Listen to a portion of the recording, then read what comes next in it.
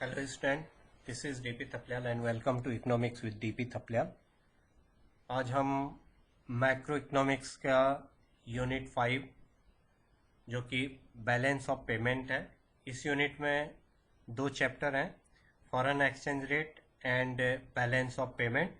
तो आज हम फॉरेन एक्सचेंज रेट को डिस्कस करेंगे। फॉरेन एक्सचेंज रेट का जो पार्ट 1 होगा, इसमें फॉरेन एक्सचेंज रेट के फ्लेक्सिबल एक्सचेंज रेट को हम डिस्कस करेंगे। Flexible exchange rate, demand and supply of foreign exchange, इन चीज़ों को डिस्कस करेंगे आज हम। इस यूनिट से 6 मार्क्स क्वेश्चन फ्रेम होते हैं। ये दो चैप्टर जो कि फॉरेन एक्सचेंज रेट है एंड बैलेंस ऑफ पेमेंट है, इन दो चैप्टर से मिला करके टोटल 6 मार्क्स के क्वेश्चन फ्रेम होते हैं। और 6 मार्क्स में से भी एक क्वेश्चन ऑलमोस्ट 4 मार्क्स का पूछा जाता है, एक क्वेश्चन 1 मार्क्स का पूछा जाता है, कभी कभी 6 मार्क्स का एक ही क्वेश्चन भी पूछा जाता है। तो इम्पोर्टेंट है ये वाला जो वीडियो है आज वाला, क्योंकि इसमें हम फ्लेक्सिबल एक्सचेंज रेट को पढ़ेंगे। फ्लेक्सिबल एक्सचेंज रेट से ही हमारा मैनेज फ्लोटिंग एक्सचेंज रेट भी बनता है। उसे अगर मैनेज करेंगे तो मैनेज फ्लोटिंग एक्सचेंज रेट हो जाएगा। तो fix and flexible exchange rate पर डिफरेंस कई बार पूछा गया है। 2017 में डिफरेंस पूछा गया था fix exchange rate and flexible exchange rate पर 4 मार्क्स का। उससे पहले 2016 में 6 मार्क्स के लिए पूछा गया था flexible exchange rate and equilibrium level of flexible exchange rate in foreign exchange market. 6 marks के लिए उस समय क्वेश्चन पूछा गया था। तो चले हम आज का शुरू करते हैं। फॉरेन एक्सचेंज रेट में दो टाइप के फॉरेन एक्सचेंज रेट होते हैं, एक फिक्स एक्सचेंज रेट एक फ्लेक्सिबल एक्सचेंज रेट होता है, एक फिक्स एक्सचेंज रेट होता है, और एक हाइब्रिड एक्सचेंज रेट होता है जो फ्लेक्सिबल एक्सचेंज रेट से बनता है, उसे हम मैनेज फ्लोटिंग एक्सचेंज रेट बोलते हैं। इसमें जो हमारा फ्लेक्सिबल एक्सचेंज रेट है, फिक्स एक्सचेंज रेट हमारे पास अर्ली 20th सेंचुरी में तक चलता था। 19th सेंचुरी लगभग पूरा और 20th सेंचुरी के अर्ली तक कुछ कुछ देशों ने फिक्स एक्सचेंज रेट को फॉलो किया। अब दुनिया के ज़्यादातर देश, वर्ल्ड के ज़्यादातर कंट्री जो है वो फ्लेक्सिबल एक्सचेंज रेट को फॉलो करती हैं। फ्लेक्सिबल एक्सचेंज रेट वो रेट है वो जिससे कि foreign exchange rate demand and supply market force से डिसाइड होता है, न कि किसी गवर्नमेंट के द्वारा। और जो फिक्स एक्सचेंज रेट था वो गवर्नमेंट के द्वारा डिसाइड होता था। तो अब हम यहीं पर इसी चीज़ से आगे बढ़ेंगे। ये वो रेट है flexible exchange rate, foreign exchange के उस रेट को कहते हैं जो कि इंटरनेशनल मनी मार्केट में demand force and supply force, market demand and market supply force जिस रेट को डिसाइड करते हैं। लेकिन उससे पहले हमें 1 मार्क्स में कई बार डेफिनेशन पूछी जाती है, what is foreign exchange rate. तो हमें फॉरेन एक्सचेंज रेट को समझना है। फॉरेन एक्सचेंज रेट का मतलब होता है कि किसी कंट्री की करेंसी को अनदर कंट्री के साथ, रेस्ट ऑफ द वर्ल्ड की करेंसी के साथ, number of unit of one currency in country can be exchange number of currency of another country. तो अपनी कंट्री की 1 unit of currency in country can be exchange for currency of other country. बस ये है foreign exchange rate. हमारी country की currency की कितनी यूनिट में दूसरे कंट्री की करेंसी को एक्सचेंज किया जा सकता है इंटरनेशनल मनी मार्केट में। जो करेंसी एक्सचेंज होती है उसे हम इंटरनेशनल मनी मार्केट बोलते हैं। तो मनी मार्केट में करेंसी को एक्सचेंज किया जाता है जो फॉरेन करेंसी होती है। हमारी जो करेंसी है, कंट्री की जो करेंसी होती है, उसे हम डोमेस्टिक करेंसी कहते हैं। और जो इंटरनेशनल मनी मार्केट में और करेंसी के साथ हम उसे जब कंपेयर करते हैं या जब उसे एक्सचेंज करते हैं तो उन करेंसी को हम फॉरेन एक्सचेंज कहते हैं, फॉरेन करेंसी कहते हैं। तो चलिए हम समझते हैं। 1 नंबर में बहुत बार ये डेफिनेशन पूछी गई है, what is foreign exchange rate. It is refers to the rate at which one unit of currency of a country is exchanged for the currency of other country। ये है one unit of currency of a country is exchanged for the currency of other country की currency के साथ हमारी currency. हम इसे बहुत सरल शब्दों में ऐसा भी कह सकते हैं $1 इक्वल्स टू 73 रुपी और 74 रुपी और 70 रुपी।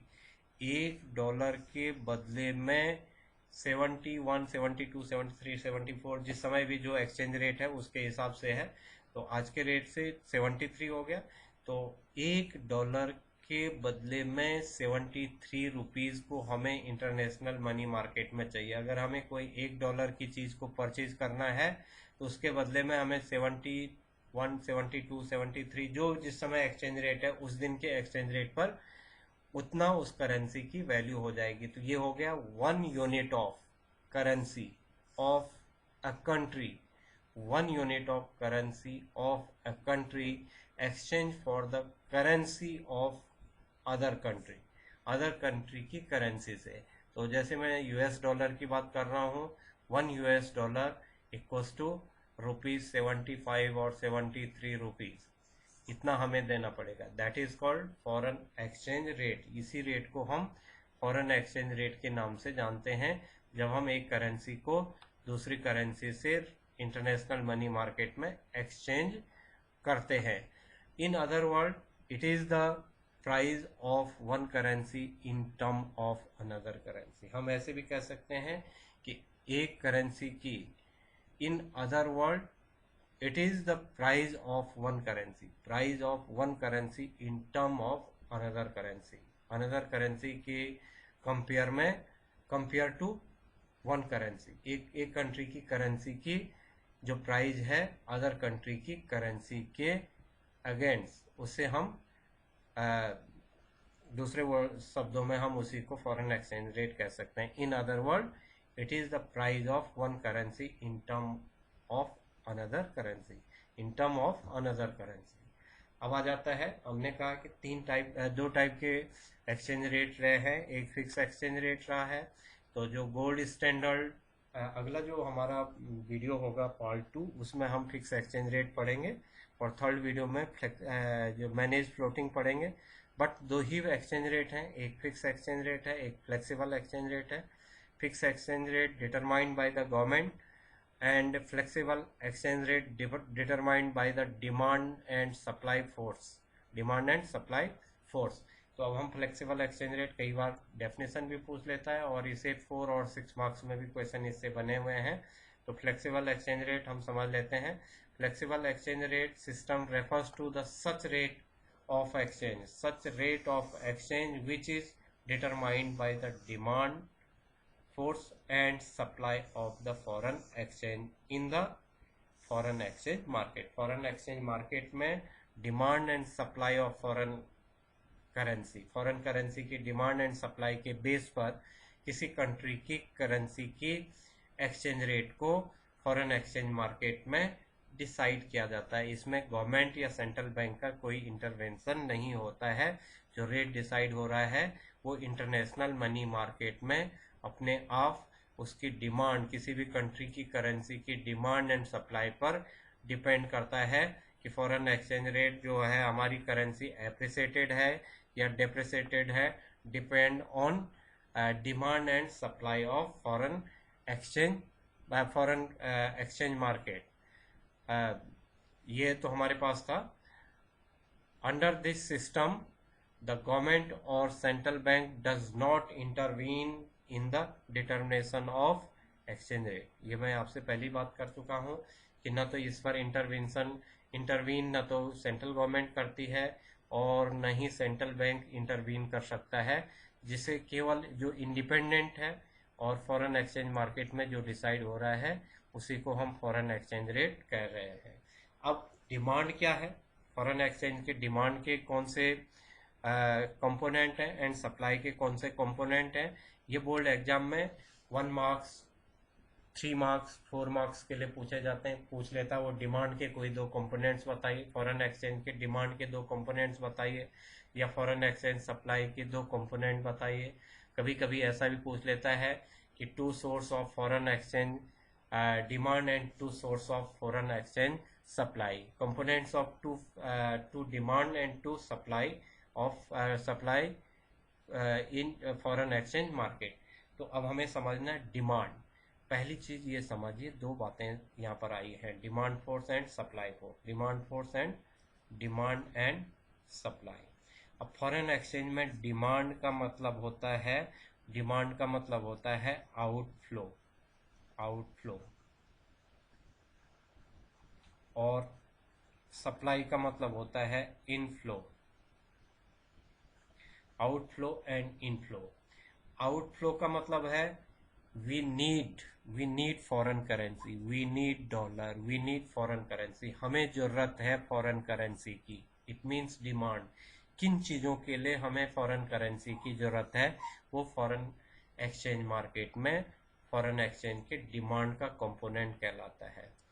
और हमारे पास आ रहा है, फॉरेन करेंसी आ रही है, ये तो नीड है, जरूरत है, वी नीड फॉरेन करेंसी, जरूरत है फॉरेन करेंसी की। और यहाँ पर क्या हो रहा है, अर्न हो रहा है फॉरेन करेंसी, अर्न हो रही है, रिसीव्ड हो रही है, रिसीव हो रही है फॉरेन करेंसी। अगर फॉरेन करेंसी रिसीव हो रही है तो सप्लाई के सोर्स हो गए, और फॉरेन करेंसी की जरूरत है तो डिमांड के सोर्स। बस इतना याद रखना है, और बाकी ये सब चीज़ें कई बार टेक्निकल हो जाती हैं, याद नहीं रहती हैं, तो हम इन चीज़ों को ज़्यादा रटे नहीं, हम वैसे समझें कि हम किन चीज़ों को सामने लाएंगे डिमांड में। अगर आपको ये चीज़ें डायरेक्ट समझ में नहीं आती हैं तो आप अपने से इन सब चीज़ों को बना सकते हैं। हमें फॉरेन करेंसी की ज़रूरत है, किस चीज़ के लिए होगी, इंपोर्ट के लिए। अगर हम इंपोर्ट करते हैं किसी भी कंट्री में तो उसका पेमेंट उस कंट्री की करेंसी के हिसाब से होना है जो उसका एक्सचेंज रेट है। मान लो कि मैं 1 kg एप्पल अगर यूएस से परचेज करता हूँ, US 1 kg Apple, 1 kilo Apple US का खरीदता हूँ मैं, और उसकी कीमत है $1, $1 उसकी प्राइस है। इसका मतलब है कि आज के रेट से मुझे 74 रुपीज़ पे करने हैं, ये है। तो हमें इंपोर्ट करेंगे तो किस चीज़ की ज़रूरत पड़ रही है, फॉरेन करेंसी की ज़रूरत पड़ रही है। उसके अलावा हम इंपोर्ट कर रहे हैं, हम फॉरेन में पढ़ने जाएंगे, स्टडी के लिए जा रहे हैं, हम फॉरेन में स्टडी के लिए जा रहे हैं तो किस चीज़ की ज़रूरत पड़ेगी, फॉरेन करेंसी की। हम फॉरेन में health medical medical and health facilities के लिए जा रहे हैं, फॉरेन में किस चीज़ की ज़रूरत पड़ेगी, फॉरेन करेंसी की ज़रूरत पड़ेगी। हम टूरिज्म कर रहे हैं रेस्ट ऑफ द वर्ल्ड में, हम टूर एंड ट्रेवल में जा रहे हैं, तो हमें किसकी ज़रूरत पड़ेगी, दूसरे कंट्री की करेंसी की ज़रूरत पड़ेगी। यही कंपोनेंट है फॉरेन एक्सचेंज की जो डिमांड है उसके कंपोनेंट यही है। क्या कंपोनेंट है, किन चीज़ों के लिए चाहिए, इंपोर्ट करना है, फॉरेन करेंसी की ज़रूरत पड़ेगी। हमें रेट ऑफ इंटरेस्ट, जो इंटरनेशनल लोन हम लेते हैं उसका हमें इंटरेस्ट पे करना है, हमें उसे रीपेमेंट करना है। हमने 1 करोड़ का लोन लिया, कल के दिन हमें $1 करोड़ हमें उस समय, जिस समय हमें कर्ज लिया, हमें सपोज कर लीजिए $50 का $1 था, तो $1 करोड़ लिया मीन्स 50 करोड़ रुपए मिल गए। $1 करोड़ लिया, अगर $50 एक्सचेंज रेट था तो कितना मिला इंडियन करेंसी में, 50 करोड़। ये तो लोन मिला, और जब हमें वापस करना है, सपोज कर लीजिए, इंटरेस्ट तो अलग चीज है, 1 करोड़ हमने लिया था, आज फॉरेन एक्सचेंज रेट 75 रुपीज का $1 है, तो 1 करोड़ लिया था, इट मीन 75 करोड़ रुपीज हमें आज के रेट से वापस करने हैं। अगर ये 40 होता तो 40 करते, 40 रुपीज रहता इंटरेस्ट, पहले 50 था, आज 40 रहता तो हम 40 करोड़ करते, 75 है तो 75 करोड़ रुपीज करेंगे। तो रीपेमेंट ऑफ इंटरनेशनल लोन को रीपेमेंट करेंगे तो फॉरेन करेंसी की जरूरत पड़ेगी। हम ग्रांट्स लेते हैं, हम डोनेशन, अगर रेस्ट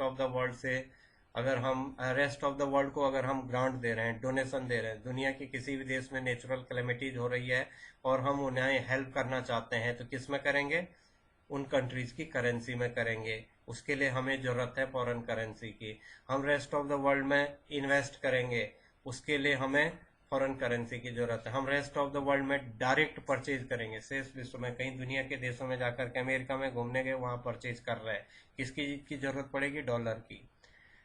ऐसे ही जापान में गए हम घूमने के लिए, परचेज कर रहे हैं वहाँ पर, तो हमें वहाँ की करेंसी येन की ज़रूरत पड़ेगी। पेमेंट ऑफ इनकम, ऐसे ही हमें रेस्ट ऑफ द वर्ल्ड में पढ़ने जा रहे हैं for study purpose, for health facility, tourism, इन चीज़ों के लिए अगर हम जा रहे हैं रेस्ट ऑफ द वर्ल्ड में, तो हमें इन सब चीज़ों की ज़रूरत पड़ेगी, फॉरेन करेंसी की डिमांड हो जाएगी। अब आ जाता है फॉरेन करेंसी की सप्लाई। ये तो था डिमांड। अब सप्लाई में क्या होगा, हमारे पास आ रहा है component of supply of foreign currency, हमारे पास फॉरेन करेंसी आ रही है। किन चीज़ों से आएगी, जिन चीज़ों को अभी बोला है उन्हीं चीज़ों को, अगर वहाँ पर एक्सपोर्ट था तो हमें फॉरेन करेंसी की ज़रूरत पड़ रही थी, अगर इंपोर्ट था तो फॉरेन करेंसी की ज़रूरत पड़ रही थी, अगर हम एक्सपोर्ट करेंगे तो हमारे पास फॉरेन करेंसी आएगी, एक्सपोर्ट करेंगे तो क्या आएगी, फॉरेन करेंसी आएगी। हमारे पास फॉरेन करेंसी आ रही है, आउट इनफ्लो हो रहा है, इनफ्लो हो रहा है, इनफ्लो हो रहा है फॉरेन करेंसी का। अगर एक्सपोर्ट होगा तो हमारे पास फॉरेन करेंसी आ रही है।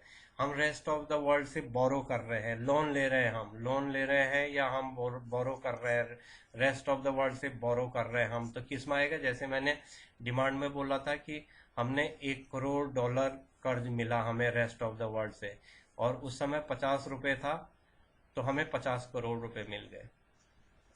एक डॉलर था, 1 करोड़ डॉलर का कर्ज मिला, इट मीन्स 50 करोड़ का कर्ज मिला। और आज के हिसाब से अगर $1 का कर्ज मिलेगा तो इसका मतलब है कि 75 करोड़ रुपए हमें मिल गए, 75 करोड़ अप्रोक्सीमेटली, लगभग 74 के आसपास है आजकल हमारी करेंसी और डॉलर का जो एक्सचेंज रेट है। तो लगभग 1 करोड़ उसने दिया और हमारी करेंसी में वो कितना हो गया, 74, 73 और 75 करोड़ रुपीज के आसपास वो हमारे पास फॉरेन एक्सचेंज रेट से हो जाएगा। तो लोन आएगा फॉरेन से, तो इनफ्लो होगा, इनफ्लो होगा मतलब हमें फॉरेन करेंसी मिलेगी। हम direct purchase, sorry, rest of the world के लोग हमारे यहाँ पर डायरेक्ट परचेज करेंगे तो हमारे पास पैसा आएगा। हमें डोनेशन मिलता है रेस्ट ऑफ द वर्ल्ड से, हमें ग्रांट्स मिलती है रेस्ट ऑफ द वर्ल्ड से, हमें गिफ्ट मिलते हैं रेस्ट ऑफ द वर्ल्ड से, तो वो सारे के सारे हमारे पास सप्लाई के सोर्स होते हैं, हमारी कंट्री में पढ़ने के लिए आते हैं, फॉर स्टडी पर्पज के लिए रेस्ट ऑफ द वर्ल्ड के हमारे यहाँ पर आएंगे तो हमें सप्लाई हो जाएगी। रेस्ट ऑफ द वर्ल्ड के लोग हमारी कंट्री में आकर के पिक्चर बना रहे हैं, हमारे आप कंट्री में आकर के घूम रहे हैं, टूरिज्म, टूर एंड टूरिज्म अगर यहाँ पर कर रहे हैं रेस्ट ऑफ द वर्ल्ड के लोग, तो सप्लाई हो जाता है। तो ये सोर्स आपको याद करने हैं जिससे हमारे पास इनफ्लो हो रहा है, हमारे पास फॉरेन करेंसी आ रही है, उसे इनफ्लो बोल रहे हैं हम, वो सप्लाई हो जाता है और हमें rest of the world currency की जरूरत पड़ रही है, तो दैट इज कॉल्ड डिमांड। तो ये कई बार बोर्ड एग्जाम में 1 marks 2 marks 1 marks 3 marks and 4 marks के लिए डिमांड एंड सप्लाई के सोर्स पूछ रखे हैं। आई थिंक आप इसे समझ गए होंगे, आप आसानी से इसे कर सकते हैं। अब फ्लेक्सिबल एक्सचेंज रेट का मेरिट्स एंड डिमेरिट्स हो जाती हैं।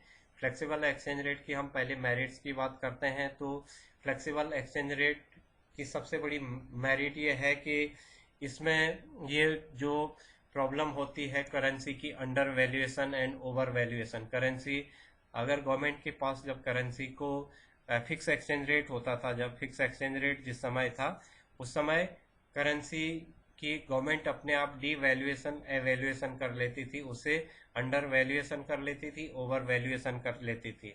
लेकिन जब से फ्लेक्सिबल एक्सचेंज रेट शुरू हुआ, फ्लेक्सिबल एक्सचेंज रेट से करेंसी की value under valuation and over valuation कौन करेगा, क्योंकि इसमें कोई गवर्नमेंट इन्वॉल्व नहीं है, इसमें सेंट्रल बैंक इन्वॉल्व नहीं है, इसमें market force demand and supply है। और डिमांड एंड सप्लाई आप समझ गए कि डिमांड के कंपोनेंट क्या है, सप्लाई के कंपोनेंट क्या है। डिमांड में हमें फॉरेन करेंसी की जरूरत पड़ रही है और सप्लाई में हमारे पास फॉरेन करेंसी आ रही है, तो हमारी जो करेंसी की वैल्यू है वो ओवर वैल्यूएशन भी नहीं रहती और अंडर वैल्यूएशन भी नहीं रहती और हमारी करेंसी पर लोगों का पूरा पूरा फेथ बना रहता है। It freeze the government from problem of the balance of payment. Balance of payment की जो प्रॉब्लम है, बैलेंस ऑफ पेमेंट के लिए जो हमें अकोमोडेटिंग है ऑटोनोमस अकाउंट की जहां बात आती है, वहां पर balance of payment always balance, ये अगर सरप्लस बैलेंस ऑफ पेमेंट या डेफिसिट बैलेंस ऑफ पेमेंट की प्रॉब्लम इससे नहीं होती है। हम बैलेंस ऑफ पेमेंट में डिटेल से पढ़ेंगे तब आपको ये पॉइंट समझ में आ जाएगा। There is no need for government to, कोई ऐसी जरूरत नहीं पड़ती है इसके कारण जब हमारे पास फॉरेन एक्सचेंज रेट को फ्लेक्सिबल एक्सचेंज रेट से डिसाइड किया जाता है, तो हमें फॉरेन करेंसी को होल्ड करने की ज़रूरत नहीं पड़ती है, रिजर्व करने की ज़रूरत नहीं पड़ती है। फिक्स एक्सचेंज रेट में हमें फॉरेन करेंसी की ज़रूरत पड़ती थी, स्टॉक होना चाहिए होता था हमारे पास, फॉरेन करेंसी का ह्यूज स्टॉक होना चाहिए था, तभी हम इंपोर्ट कर सकते थे। लेकिन जब फ्लेक्सिबल एक्सचेंज रेट है तो इंटरनेशनल मनी मार्केट में करेंसी को एक्सचेंज किया जाता है, तो किसी भी गवर्नमेंट को, किसी भी सेंट्रल बैंक को इसके स्टॉक की जरूरत नहीं होती है, फॉरेन करेंसी की स्टॉक की जरूरत नहीं होती है। ये सबसे बड़ी प्रॉब्लम है, स्टॉक करना फॉरेन करेंसी की। फिक्स एक्सचेंज रेट में स्टॉक करना होता था, फ्लेक्सिबल एक्सचेंज रेट में कोई इसे ऐसी फोर्स कोई कंट्री के अंदर नहीं है, न तो सेंट्रल बैंक है, न ही गवर्नमेंट है जैसे कि स्टॉक करना है। ये इंटरनेशनल मनी मार्केट में इसे आसानी से वो किया जा सकता है, एक्सचेंज किया जा सकता है, इसलिए इसके लिए स्टॉक की जरूरत नहीं होती है। तो ये हमारे पास फॉरेन जो हमारे पास फ्लेक्सिबल एक्सचेंज रेट है उसकी मेरिट्स आ जाती है। बट डिमेरिट सबसे बड़ी ये है कि डिमेरिट्स ये होगी कि लगातार जो फॉरेन एक्सचेंज रेट है वो कम और ज़्यादा होता रहता है। आपने पेट्रोल की कीमतें देखी होंगी, डेली बढ़ती और घटती जाती हैं। तो जब फ्लक्चुएशन होगा तो कभी भी इन्फ्लेशन और डिफ्लेशन बना रहता है। फॉरेन एक्सचेंज रेट जब डिसाइड होता है तो मार्केट में अनसर्टेनिटी बनी रहती है और हमेशा फ्लक्चुएशन बना रहता है, प्राइस कभी भी अप्स एंड डाउन बने रहते हैं कीमतों में, इकोनॉमिक स्टेबिलिटी नहीं रहती है। और जब इकोनॉमिक स्टेबिलिटी नहीं रहेगी तो कोई भी इन्वेस्ट करने के लिए आसानी से तैयार नहीं होता है, ट्रेड के लिए आसानी से तैयार नहीं होता है। तो सबसे बड़ी डिमेरिट्स जो है फ्लेक्सिबल एक्सचेंज रेट की वो है इनस्टेबिलिटी। मार्केट में पूरी तरह से इनस्टेबिलिटी रहती है due to fluctuation of price. Price fluctuate किस चीज़ से हो रहे हैं? Foreign exchange rate demand and supply force से डिसाइड हो रहा है और 24 आवर में कई बार वो रेट कम और ज़्यादा हो जाया करता है due to demand and supply force. इन डिमांड एंड सप्लाई फोर्स के कारण प्राइस क्या होते रहते हैं? हमेशा फ्लक्चुएट होते हैं, और फ्लक्चुएट प्राइस जितने ज़्यादा होंगे उतने ही अनस्टेबिलिटी इकोनॉमी में बनी रहेगी। इकोनॉमी की अनस्टेबिलिटी ऑलवेज किसी भी इन्वेस्टर को, किसी भी प्रोडक्शन को, किसी भी कंट्री की इकोनॉमी की ग्रोथ को, इन सबको इफेक्टेड करती है। Thank you for watching this video. Thank you.